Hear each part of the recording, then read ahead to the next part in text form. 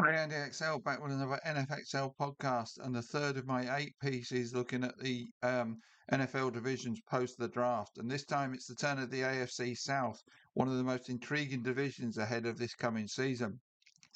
So let's start by looking at the Houston Texans. Now, remarkably, 12 wins were not enough to earn the Texans the divisional title last season, but their fearsome defense was good enough to take them to the divisional round. But there was still room for improvement on both sides of the ball. Edge and defensive tackle were the defensive needs, whilst the O-line was certainly the offensive area they needed addressing, as that proved particularly costly to them last season. So that is where they needed to be looking at in the draft. Adding Keelan Rutledge and Fabachi and Waiwu in the first and fourth round to bolster the interior of that O-line was certainly good moves. With their two second round picks, they took defensive tackle Caden McDonald and tight end Marlin Klein. The McDonald move looks like a good one, but the Texans did not really need another tight end unless they are another team that are going to join the method followed by the Rams last season of multiple tight end sets. Although Klein may be more of a blocking tight end they use as another way to shore up that O line. The second half of their draft was full of depth additions, so will do little to enhance them greatly, but will provide them with greater solidity. Overall, this looks a safe draft by the Texans, and the performance of Rutledge and McDonald will decide whether safe was good enough or whether playing it safe is not enough to take them to the next level. Even though they have Will McDonald and Danielle Hunter, they missed an opportunity to take an edge rusher when they took Klein, and may well have still been able to take Klein later in this draft. And the exterior of that O line is still a concern for me too. So it's a bit of a nondescript draft, I would call it, for the Texans. The Jacksonville Jaguars, reigning divisional champions, the Jags had needs at running back, edge, inside linebacker, and safety in particular ahead of this draft. Without a round one pick, using their day two picks wisely was going to be huge for the Jags. So it was baffling to me to see them take a tight end defensive tackle and guard with the first of those 3 picks and only take a safety with pick 100, the final pick of day two in this draft. Pick 56 looked way too early to take a blocking tight end in Nate Burkirker. Their second pick, defensive tackle Albert Regis, is unlikely to be a starter in 2026. Guard Emmanuel Pregnon may well be a good value pick at pick 88, but again, maybe more of a backup option next season.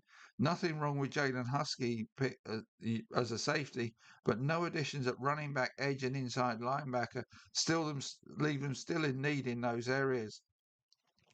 They did take a developmental edge guy in Wesley Williams in round 4, and fifth round pick Tanner Koziel was one of my draft dark horses that could work out well as a receiving tight end for them. But overall, I do not see how this draft haul, particularly in the early rounds, is going to improve them much, if at all, for next season. So with Houston and the Jags having really not hit the button with this draft, as far as I'm concerned, that left a window of opportunity for the Indianapolis Colts. The Colts were another team without a first round pick who needed to hit the mark with their day two picks. And they did a pretty good job of addressing their needs by taking inside linebacker CJ Allen and safety AJ Halsey with their pair of day two selections. Then in round 4, they took a guard in Jalen Farmer and another inside linebacker in Bryce Bircher. Two pretty good picks again in my book.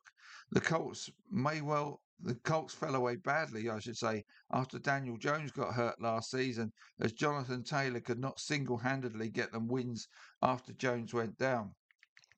If Jones is back and firing next season, they have added some nice pieces to make them potentially even better than they were in the early part of last season, despite the loss of principal wide receiver Michael Pittman. So they're going to need Alec Pierce and Josh Downs to step up. Seventh round running back addition Seth McGowan was another of my draft dark horses, and if he can take some of the load off Jonathan Taylor, that may well help him and them at the back end of the season when it really matters. So the Colts may get closer to the other two, but I'll come back to that in my summary.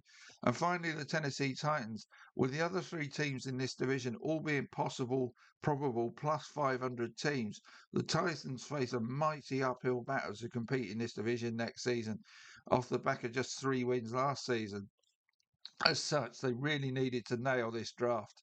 Two or three offensive linemen were needed for starters. Edge and nickelback were the other main needs for me, along with a backup running back.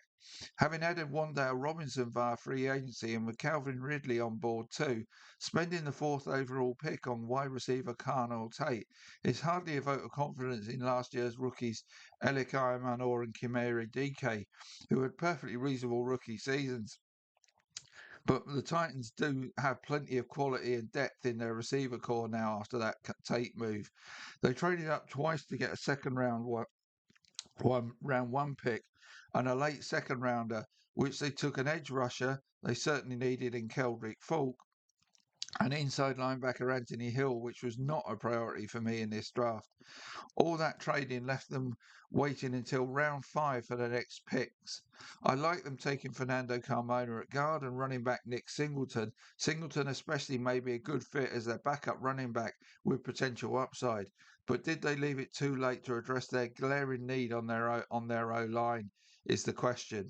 They've done some nice work in this area via free agency, but more was needed for me via this draft.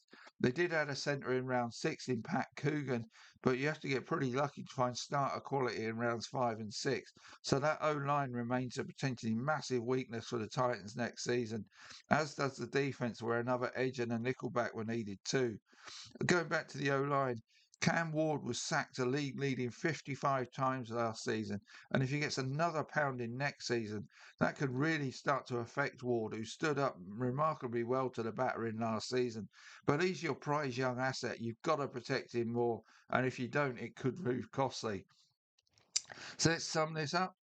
This could be a keen three-way battle for the divisional title this season, and it could be a pivotal year for all three starting quarterbacks, and that might decide who takes it. Trevor Lawrence finally started to show the potential he always had last season. CJ Stroud had an indifferent season behind a flaky O-line, and Daniel Jones showed he can be a good NFL quarterback last season. But Lawrence and Jones need to maintain the same levels or more for a second season, and Stroud needs to deliver behind a significantly reinforced O-line. The Titans' bewildering lack of draft activity to fix that O-line may well see them struggle to make much improvement on their paltry 3 wins of last season. I really think that's a fatal mistake by the Titans not to address that O-line. So I see them as another team likely to struggle next season. So that's the AFC South. Final AFC division up next, and that's heading out west. So back with that soon. See you later.